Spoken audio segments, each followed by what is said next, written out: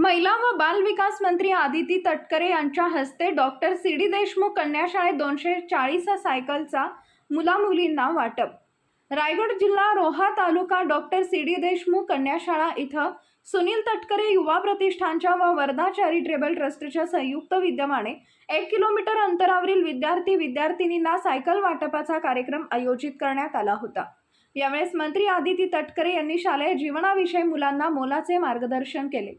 त्या बोलताना म्हणाले की मी जेव्हा 10वीची परीक्षा दिली त्या पेपर तपासणाऱ्या शिक्षकाच्या घरात भांडण झालेलं नसावं, नाहीतर माझे पेपर तपासताना माझे मार्क कट होतील।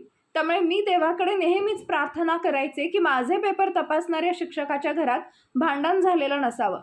जशी तुम्ही तुमच्या कुटुंबासाठी किंवा तुमच्यासाठी देवाकडे प्रार्थना करता तशी आपल्या स्वतःच्या गुरुसाठी पण करावी।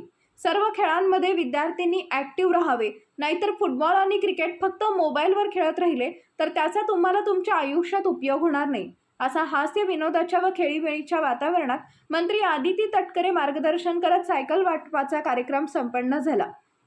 यावेळी मंत्री आदिती तटकरे यांनी सुद्धा सायकल चालवण्याचा आनंद घेतला। त्यामुळे मुलांना शालेय जीवन पुन्हा येणार नाही, शिक्षणाकडे लक्ष द्या। यावेळेस या कार्यक्रमाप्रसंगी शाळेचे विद्यार्थी विद्यार्थिनी, शिक्षक शिक्षिका व अनेक दिग्गज मंडळी मोठ्या संख्येने उपस्थित होते। तुम्हाला मिळावं हेच एक उद्दिष्ट त्यांचं असतं। त्यामुळे चांगल्या पद्धतीने तुम्ही अभ्यास करा, पण तो करत असताना खेळायला आणि बागडायला आणि मस्ती करायला अजिबातही विसरू नका, कारण हे जे तुमचे दिवस आहेत हे परत येणार नाही। आज जे गुरुजन वर्ग तुम्हाला शिकवतात हे सुद्धा लहान असताना मस्तीखोरच होते, फक्त आता त्यांचा रोल बदललेला आहे म्हणून ते जरा तुमच्या सगळ्यांसोबत स्ट्रिक्ट वागत असतात। नाहीतर लहान असताना शाळेमध्ये आम्ही सगळ्यांनीच खूप मस्ती केलेली आहे। आमच्यासारख्यांनी तर जास्ती मस्ती केलेली आहे, कमी केली असती तर कदाचित डॉक्टर इंजिनियर सुद्धा झालो असतो। पण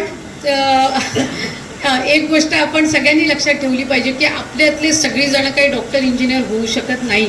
तुम्ही हा प्रयत्न केला पाहिजे की आपलं ज्या वेळेला अभ्यासाचं वय आहे त्यावेळेला जास्तीत जास्त आपण आपला 100% कसं देता येईल हा आपण प्रयत्न केला पाहिजे।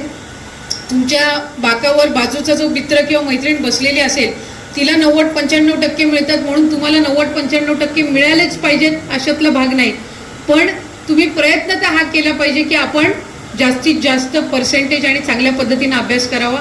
स्पोर्ट्समध्ये पण ॲक्टिव्ह राहणं खूप गरजेचं आहे, नाहीतर फुटबॉल आणि क्रिकेट फक्त मोबाईल फोनवर खेळलात तर त्याचा काही तुमच्या आयुष्यात उपयोग होणार नाही आहे। त्यामुळे कबड्डी, खो खो, क्रिकेट हे जेवढं मैदानावर खेळाल तेवढंच मला वाटते तुमच्या शरीराच्या दृष्टिकोनातून सुद्धा आणि तुमच्या एकंदर डेव्हलपमेंटसाठी सुद्धा ते अतिशय महत्त्वाचं आहे।